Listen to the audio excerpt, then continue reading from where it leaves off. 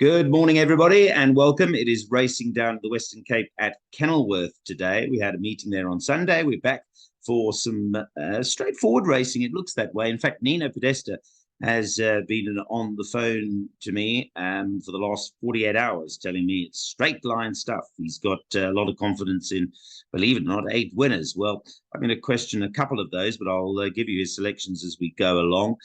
Racing, as I say, at Kenilworth, certainly up front, there looks to be some good things racing, but it is invariably the case that things are as straightforward sometimes as they look. Let me just bring you up to date with the scratchings. In race 4, there's 2 scratchings. Number 8, Love Rules, is scratched, and unfortunately, we're not going to see Oxford Orange again. So race 4, numbers 8 and 9 are out. That is, it's about 8:30, so those changes haven't been updated. So it doesn't look like at this stage, anyway, we're going to get any scratchings unless they come through pretty late in the morning.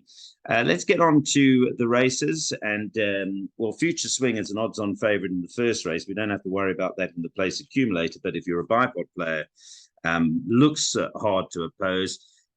He is racing. Well, he raced at Durbanville on debut from a 9 out of 9 draw, and Futura, you'd expect him to probably improve over a bit of ground, but he ran very well on debut over the 6 furlongs, and he reverts up the straight with a obviously altogether better draw. Aldo De Meyer riding a lot of Justin Snaith's horses today, and they could get off to a winning start. In terms of the bipod, I wouldn't look too much further than that, and that is the first of Nino's 8 winners. So very bullish about Future Swing in the first. Let's move on to the second race, and there's the betting for the second race. Interesting that Gimmy's Lassie has eased out from 8 to 10 to 13 to 10. I think from a place accumulator point of view, you should certainly do enough. I should say, she's a daughter of Gimme the Green Light. She wasn't particularly fancied on debut. She was short in the betting and spiraled, but the penny dropped late, and she was flying up to finish second behind Silver Screen. Aldo De Meyer rides here as well. Aldo's got some great rides. I mentioned the first race. He's got this one in the second. But what is interesting is the money for some of the other horses. So Brett Crawford's Daughter of Dynasty out of the Varmare has been backed. This is Allende. Louis Mkotra ride, so a significant amount of money there, 8 to 1 into 3 to 1, and also a touch of money for number 3 Fur Baby, who's JP van der Merwe's ride, for the Fillions for Barcy and Suzette. But I know Chinchilla, the mother, from her pedigree, probably suggests that she might be more effective over ground. But certainly, I think you can respect the money for both of those. For me, from a place accumulator point of view, I think Gimmy's Lassie, even if she doesn't win the race, is going to finish in the top 3, because apart from the 2 that are back, she really should get herself into the placings. However, having said that, certainly Nino is of the opinion that Gimmy's Lassie will be his second winner of the day. So I'm sure from a PA point of view, we can bank her, and I'll be doing that in our Take a Bet, which will be up on the channel a little later. Right, let's move on to race 3.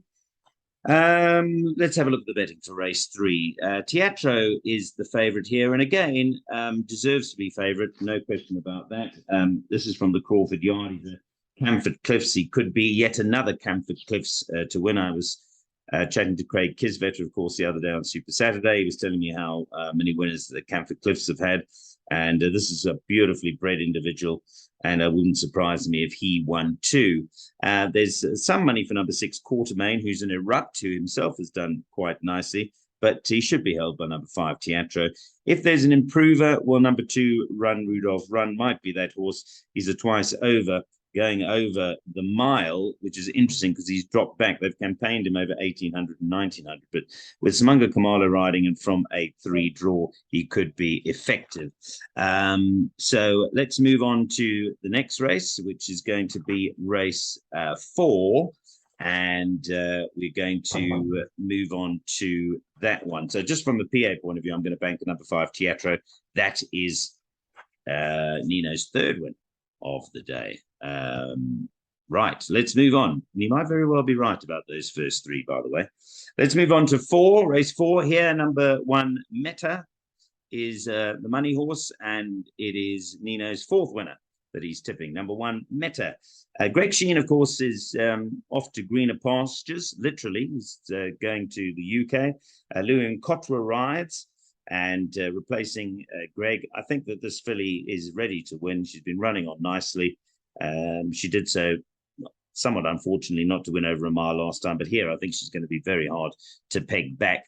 Do have a couple of interesting horses, I think, to have a look at for the trifecta, etc. Number three, Princess Louisa has been poorly drawn, now finds herself with a much better draw and could be a surprise package. That's number three, Princess Louisa.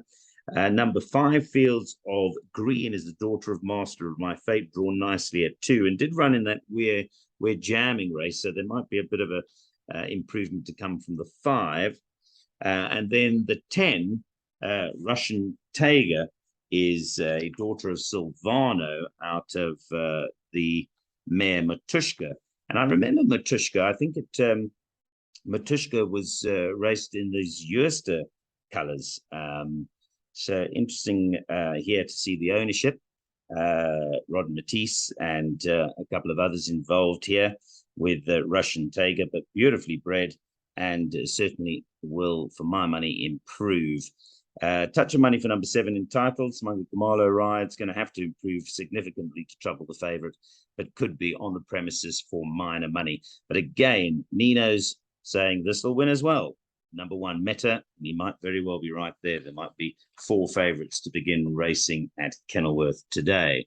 So that would also be a horse to potentially put in your all-to-comes or Canadians, Yankees, whatever you're doing today. Right, on to race 5, and starting with the favourite, number 1, Speed Machine. Nino's all over Speed Machine as well. It's the right race for him. He's competing in a hybrid stakes race, so he is well handicapped. He's handicapped to win. The closest horse to him in the handicapping is number 2, Chrome Yellow, who clearly is a horse who wants further. However, he hasn't run for 157 days, and he's likely to come out fresh. And he is a horse that's won 9 races. So I've seen stranger things happen. Number 2, Chrome Yellow, is a very capable individual, and he is theoretically well weighted in this hybrid stakes race. But whether he can beat number 1, Speed Machine, remains to be seen. Those people who know me and know this channel will know that I will not leave Rocking Ringo out of anything, particularly when Louis and Kotwa rides. Now, we labelled this when Louis was last on board. We got a massive price of 16 to 1, and boom, Louis produced him to win for the 7th time on him. Now, he didn't ride him last time. Pierre Cornet also rode him, but Louis got the ride back, and he's also not that badly in the nature of the hybrid stakes race, so I'm sure he'll run well. Theoretically, he shouldn't be able to reverse the form with number 1, Speed Machine. But again, with Louis back on board and drawn 1, he will get the run of the race. And he's as honest as the day is long, is Rocking Ringo. So I, for one, even if I've got my money on something else, I'll be screaming him home. It happened to me a couple of Fridays back where I completely brassed Stradivarius from all of my jackpots. And I went for Ryan Moore, the winner, and the horse that ran 3rd. But in the last 200 meters, I had abandoned my wallet or the contents thereof and was screaming Stradivarius home because I was hoping, even despite the fact that it would have knocked me out of all of my jackpots, that he'd win for the betterment of racing and the fact that he's a champion. And it'll be the same, I think, here for Rocking Ringo. He might not. I might be going for Speed Machine to win the race, but I certainly will be screaming Rocking Ringo home for his 11th win.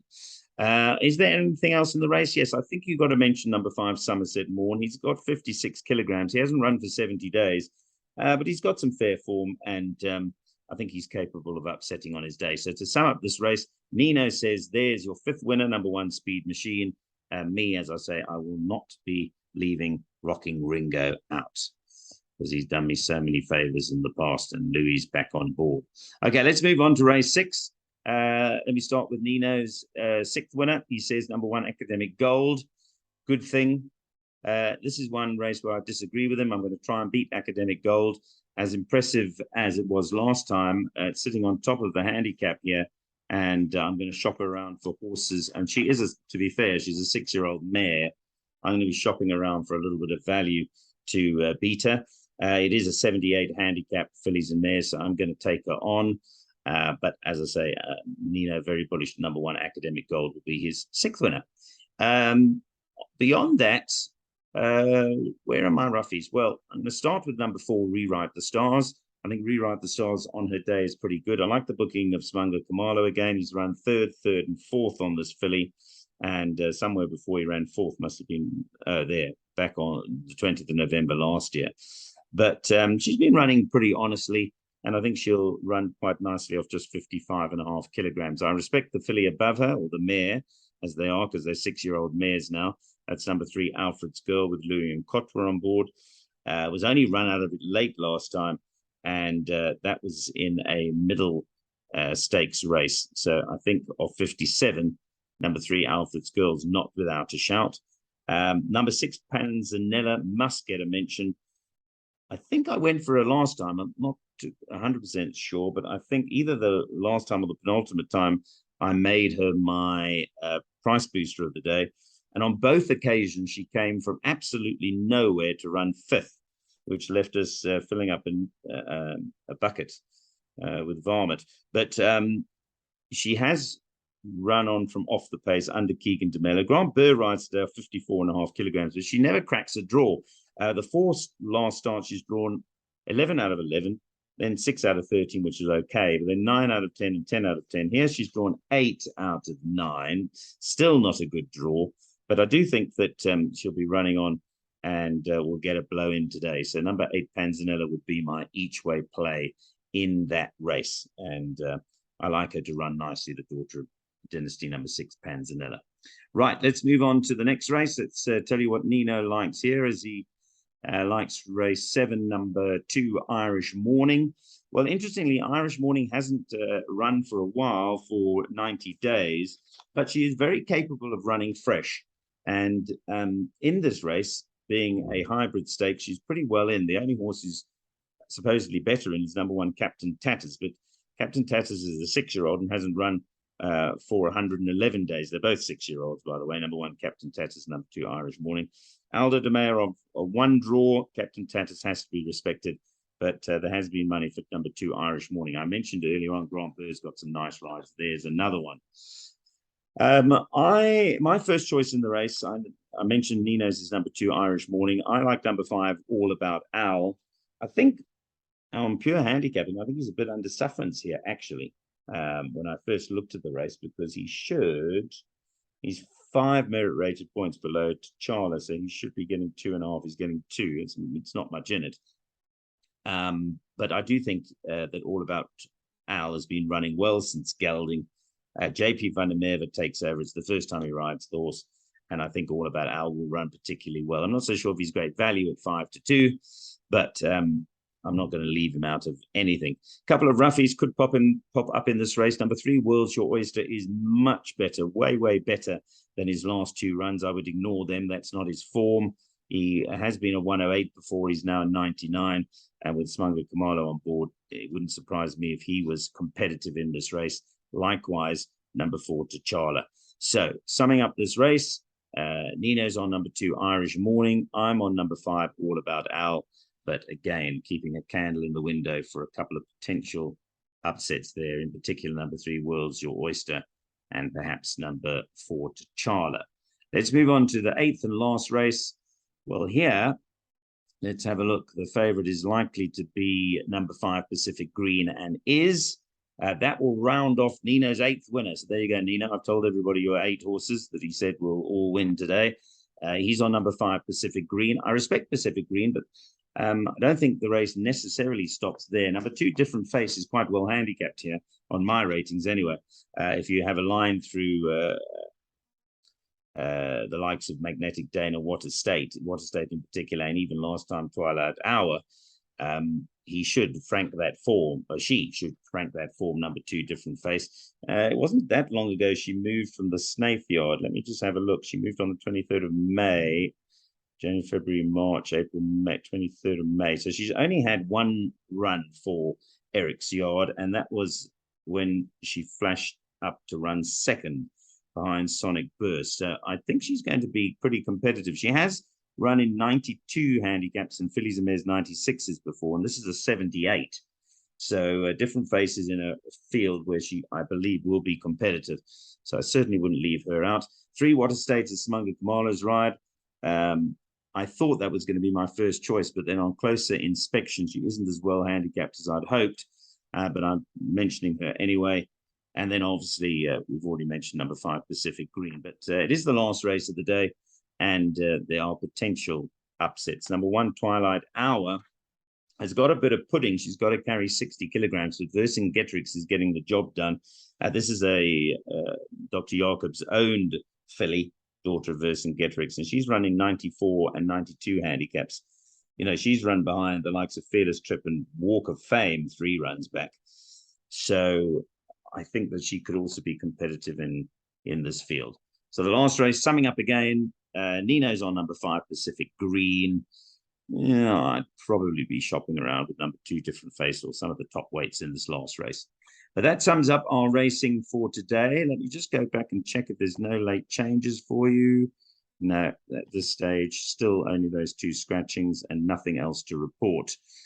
Clear skies predicted. I can tell you it was pretty darn cold in the parade ring on Sunday, but I hope the sun's out for the lads and girls at Kenilworth today. That's the story from our clocking the gallop perspective. There will be a take a bet, and there'll be a price booster somewhere during the course of the day. Break a leg with racing at Kenilworth today.